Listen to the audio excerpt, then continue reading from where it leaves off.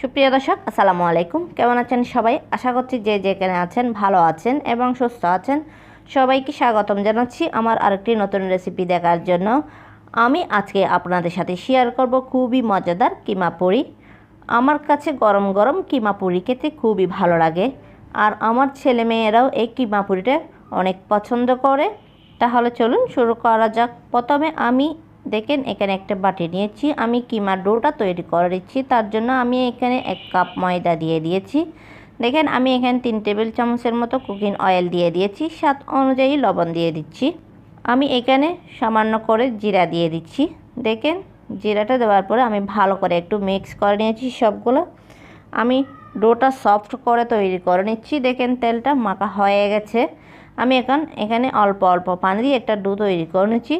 আমি কিন্তু আজকে ডোটা বেশি শক্তও না বেশি নরমও না, মিডিয়াম করে তৈরি করে নিচ্ছি। দেখেন ডোটা ভালো করে একটু মতে নিয়েছি। আমি এখন একটা 2 মিনিট রেস্টে রেখে দিচ্ছি। আমি পরের স্টেপে চলে যাচ্ছি।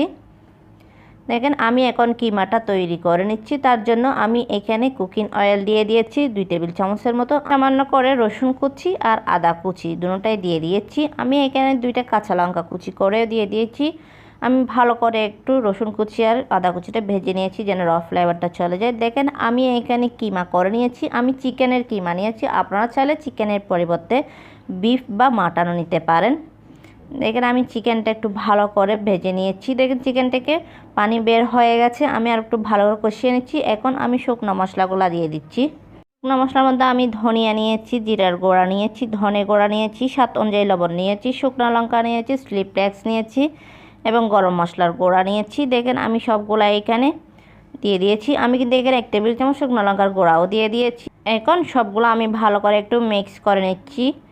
চিকেন থেকে কিন্তু পানি অলরেডি বের হয়ে গেছে। আমি চিকেনগুলো ভালো করে একটু কষিয়ে নিয়েছি। এখন অল্প করে পানি দিয়ে দিয়েছি সিদ্ধ হওয়ার জন্য।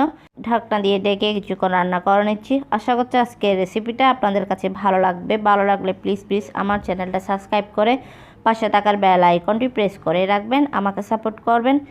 চিকেনটা হয়ে গেছে। আমি এখানে 1 কাপ পেঁয়াজ কুচি, কিছু ধনিয়া পাতা কুচি দিয়ে দিয়েছি। দেওয়ার পরে ভালো করে একটু মিক্স করে নিচ্ছি। আমি আরও কিছুক্ষণ রান্না করে নিচ্ছি এই চিকেনের পুরটা। চিকেনটা কিন্তু হয়ে গেছে। আমি এখন এটা একপাশে নামিয়ে রেখে দিচ্ছি ঠান্ডা হওয়ার জন্য।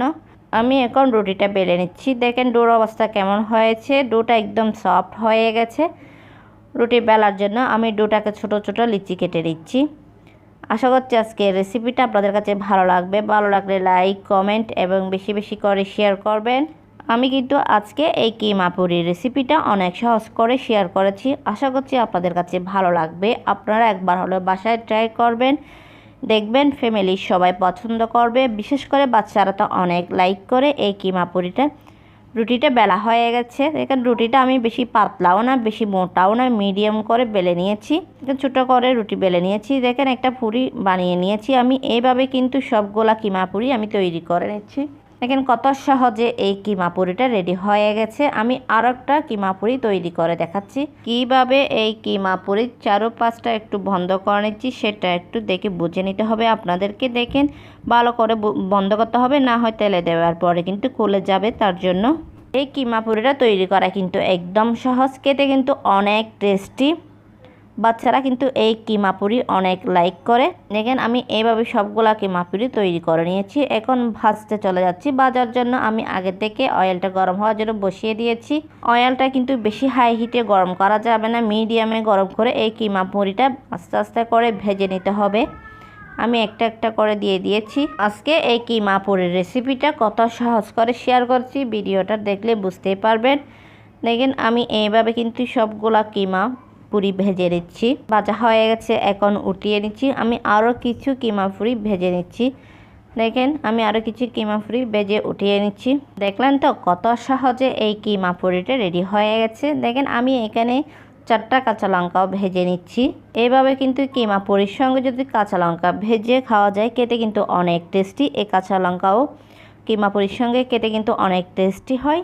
এখন কিন্তু পরিবেশনের পালা। কিমা পুরিটা একদম পরিবেশনের জন্য রেডি হয়ে গেছে। দেখতে কত সুন্দর হয়েছে, দেখতে অনেক লোভনীয় হয়েছে এই কিমা পুরি। আসলে এই কিমা পুরিটা খেতে কিন্তু অনেক টেস্টি, তৈরি করা কিন্তু একদম সহজ। একবার হলেও বাসায় ট্রাই করবেন। আর আজকের রেসিপিটা আপনাদের কাছে কেমন লেগেছে অবশ্যই কমেন্ট করে জানাবেন। আমি একটা আপনাদেরকে ভেঙে দেখাচ্ছি, দেখেন দেখতে কত সুন্দর হয়েছে এই কিমা পুরিটা, খেতেও কিন্তু অনেক টেস্টি।